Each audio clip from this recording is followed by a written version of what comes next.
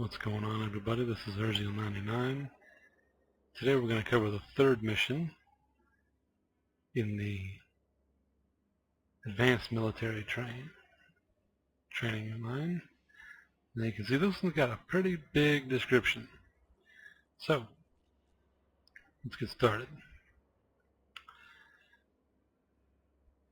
Now, in last mission we kamikazed a condor in most glorious fashion and received money to boot. So next up you're going to learn about some in-the-field learning about interdiction, in particular about warp disruption. Warp disruption modules can be fitted to your ship at the medium power slot. When activated on another targeted vessel, they disable that ship's warp drive and thus stop it from escaping. Capsuleers commonly refer to this as tackling. You can probably tell the ability is immensely useful.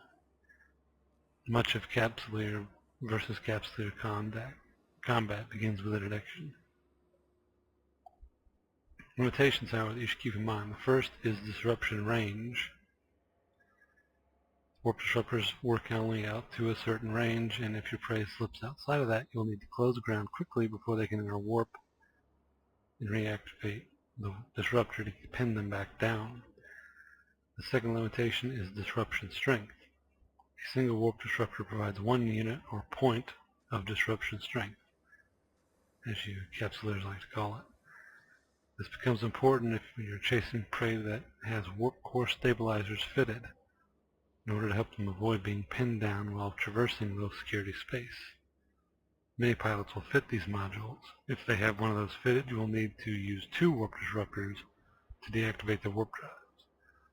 If they have 2 fitted, you'll need 3, and so on. You always need to have more disruption points than they have warp core stabilizers. If you think you're ready to try this out for yourself, I'll give you a civilian warp disruptor. You're testing it on one of the pirates fleeing the headquarters you just blew up. Seems one of them escaped the explosion, and we don't want him getting any ideas about revenge. Pin him down, but don't blow him up. We just want to scare some sense into him. He might be useful to us down the line. Okay. They're going to give us a civilian warp disruptor. They will pay us 47,000 ISK, and if we do it within 2 hours 10 minutes, we get 54,000 more. Here we go.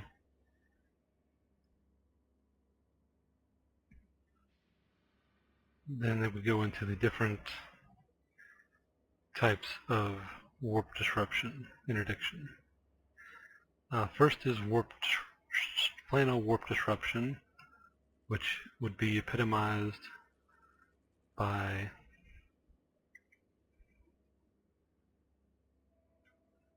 a standard good old plain Jane warp disruptor 1.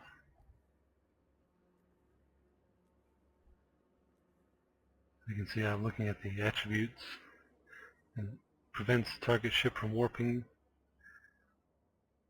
Now the warp scramble strength is it gives off 1 point, has an optimal range of 20 kilometers. So it provides 1 point of warp scramble strength, which is enough to tackle most ships. And it does it from 20 kilometers away. Now this only keeps the enemy pinned down as far as to not being able to warp off. They can still use afterburners and micro warp drives to run away from you. If they get outside of that 20 kilometer range, they could potentially enter warp and escape. Warp scramblers are short range double strength.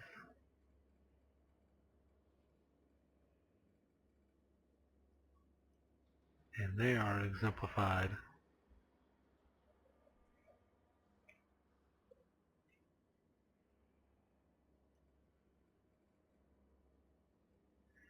in the warp scrambler. The range is only 7,500 meters, but it provides 2 points of scrambler strength.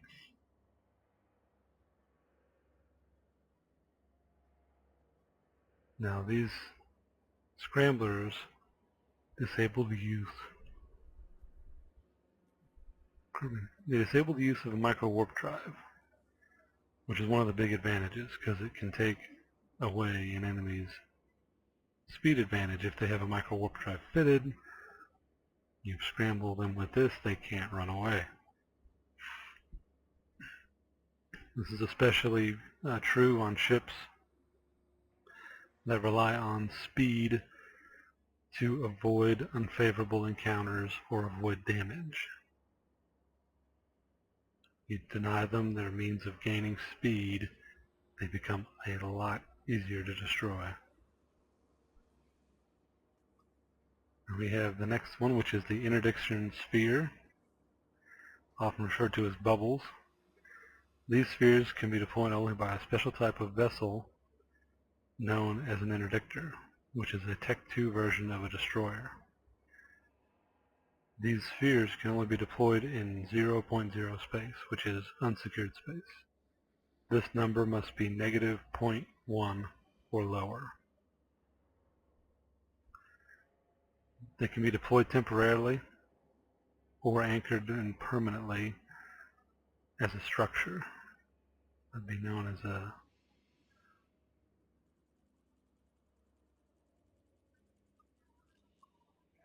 you can use what's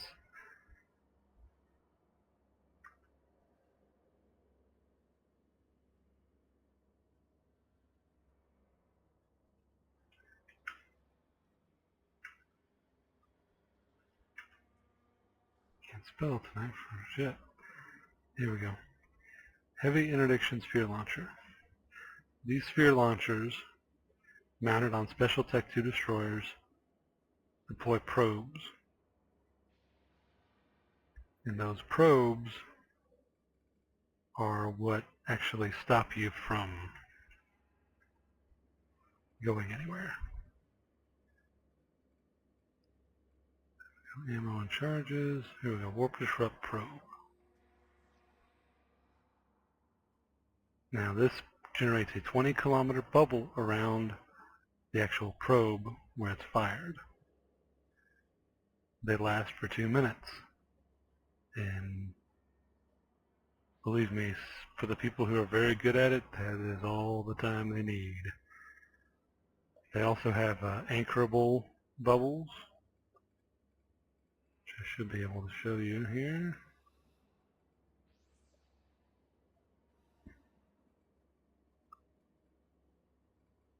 I'm just going to remember where they put it. So,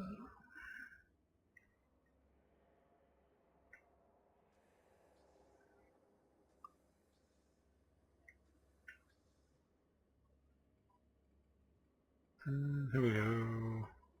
Mobile large warp disruptor. A deployable self-powered unit that prevents warping within its area of effect. The large Tech 1 version, 26.5 kilometers. This is a structure that can be erected, as opposed to a temporary probe launched by a destroyer. Believe me, they are found all over unsecured space, and they are very good at what they do. So that's one more thing to watch out for. Bubbles are most commonly used around stargates. Most veteran pilots can describe one or more ill-fated experience when they jumped into a system only to find themselves surrounded by an interdiction sphere and a waiting fleet. Traps like this are often referred to as bubble camps. Many choke point areas, first systems leading into a null-sec region, will frequently be guarded by gangs with interdictors. That is correct. Also, major entry points into unsecured space from high security space. For example, Torinos in Caldari space goes to a system known as EC TAC P8R. That system is consistently camped and has numerous bubbles anchored around it on the entry gate. Don't go there if you're not friends with the locals. If you don't know who the locals are, you're not friends with them. Just a friendly advice from someone who is a friend of the locals. They will shoot you. Alright, then we have focused warp disruption. One of the most advanced type of interdiction is generated by a Tech 2 cruiser known as a heavy interdictor, and they have a special module they use. So here we go, the warp disruption field generator. It actually generates a bubble around the ship that moves where it moves. And these can be configured in two different ways. The standard one is, of course, as we see here, the bubble. 30-second duration, when it's activated, 16-kilometer range, base. But you can actually insert a script into this module that turns it into what's being referred to as focus warp disruption. It's often referred to as an infinite point. It is a targeted field, but it has infinite strength. It doesn't matter what you attempt to equip. It doesn't matter what size you are. Even if you're in a supercarrier or a Titan that are normally immune to warp scramblers and warp disruptors, this thing can still pin you down.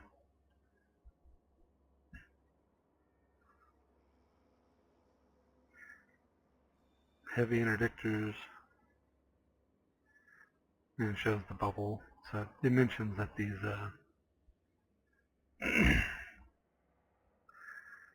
they can use the bubble because you can fit more than one warp disruption field generator to a heavy interdictor. So you can actually have one that is your standard bubble configuration, and the second one will typically be loaded with a script for the infinite point. And believe me, it doesn't matter what you try and do. The only way to beat an infinite point is to outrun it. And if you can't, well, you're dead. The Hector may not be able to kill you because they don't tend to have very good firepower. But if he's running a heavy interdictor, it's a safe bet that there is a friendly gang with him or very close.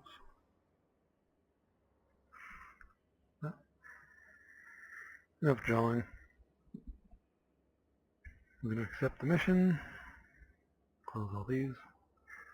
Now, I have heard reports of people attempting to use the civilian warp scrambler they give you against actual pilots. Don't do that. Like, seriously, don't do that. It doesn't actually work. I need to go through my crap here. Sort by name. I have too much crap. Here we go. Civilian warp disruptor. Our fitting tab. Set this in the medium power slot. Of course, this is one of the major trade-offs between a shield tanking ship and a armor tanking ship. An armor tanking ship tanks down here. Shield tanking ship, as you can see, tanks here. But these interdiction type modules like the Disruptor, the Scrambler, and later on we'll learn about stasis weaponfires, also use these slots. So it's kind of a balancing act. Now I mentioned using this module in PvP. Don't. Here we go. And it says it has a standard description. These specifically specially designed civilian variants are not strong enough to be used in live combat and are sufficient for instructional purposes only. You'll notice there is no warp strength attribute listed in this attribute entry, unlike the real warp scramblers, which I listed earlier, where it had 20 kilometer and then it had scramble strength 1. This will literally do nothing if you attempt to use it against an actual capsuleer. This is only for the tutorial, and I keep going down at the bottom left for that undock. I gotta break myself of that. So don't use it in PvP, don't bother keeping it. In fact, once you're done with tutorials, you can probably just trash the thing. Warp drive active. And of course, we've got our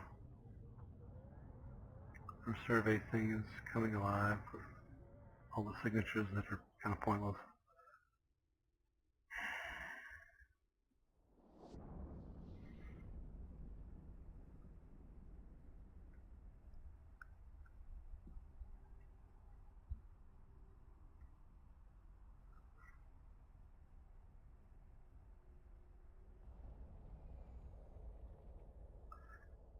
Okay, now we're only interested in the fleeing pirate.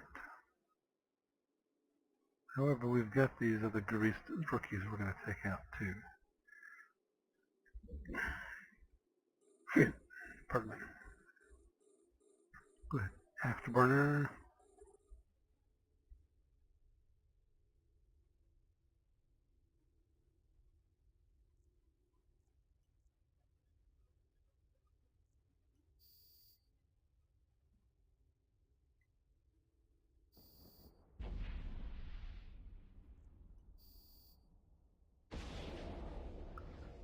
And we have our fleeing pirate.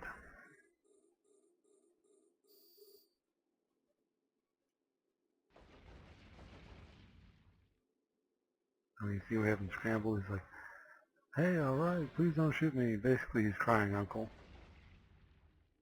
He's technically not crying uncle because he's still shooting at us, but it's not like he's doing anything. So, we loot the Rex, and we can pop him too. No, we could if he was in range.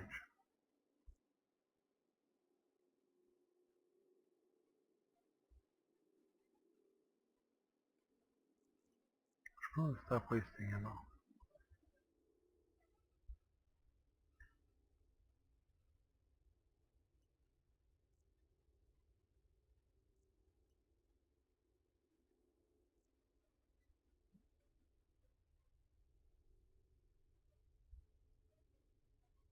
Let's see.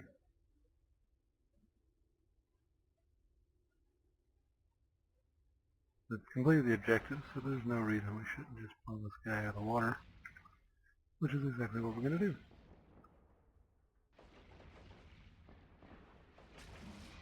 That's interesting. I'm doing exactly 1 point of damage.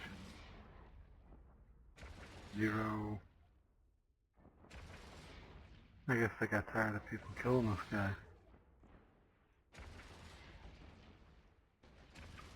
That's hilarious. Oh well, this guy doesn't pose a threat to us. No reason sending good ammo after bad.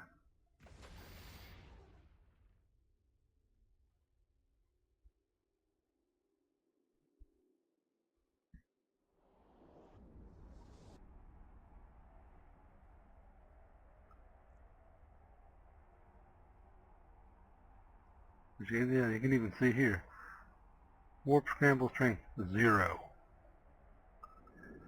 Meaning it will do nothing except highlight someone's attention. It's like, hey, you're trying to warp scramble me, but you're really not. I have to kill you now. And I was just playing. Oh, too bad. Docking request accepted.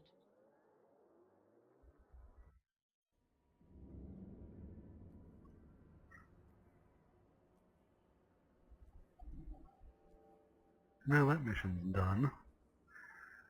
Well, that's your cover for this one. Like I said, just you want to be mindful. This is being able to contain your enemy is a key aspect to PvP in this game. Many of the nullsec alliances that I associate with use a lot of newer players in this role. where your job is literally to fly up in a little frigate and tackle things. And they give you, of course, you lose ships constantly, but they give you more and more. I mean, hell, I could probably fit several thousand ships with just the money I have from my time in Nullsec. I could put some noob in tackle frigates all day, every day, for months, easily. They're really cheap, but they're effective, and they get you into the business of PvP and help you mitigate, get used to the fact that, you're going to lose ships, which is what the advanced military tutorial is mainly about, is trying to prep you for PvP. So that'll do it for this episode, R099, and I'll see you next time.